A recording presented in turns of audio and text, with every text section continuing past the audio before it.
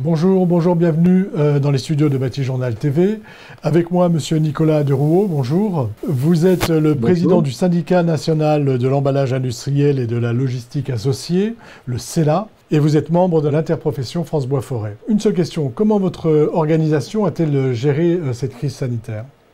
Alors, tout d'abord, sur notre métier, donc l'emballage industriel, qui pour beaucoup est au service donc, des industries, nous sommes très durement touchés puisque, excepté quelques marchés dits stratégiques, les marchés agroalimentaires, des marchés pharmaceutiques, mais pour la très grande majorité, il y a eu un arrêt frontal. Très concrètement, comment ça s'est passé ? Comment avez-vous travaillé avec vos adhérents pour les aider à repartir et en tout cas à attendre finalement le redémarrage, le déconfinement ?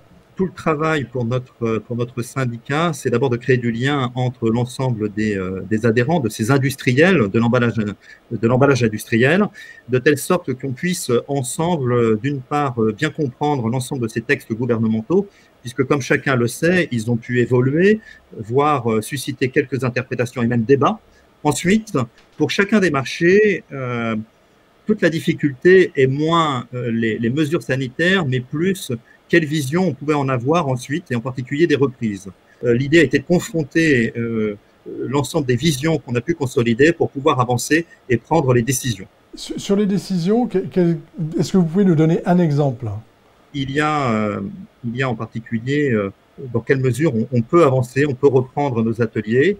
Et donc, quand on nous dit un stop sur une activité, le principe est de se dire combien de temps cet arrêt est nécessaire et ensuite sous quelle forme on peut le reprendre. Si j'ai bien compris, la difficulté était de savoir comment bien reprendre l'activité pour les entreprises de l'emballage.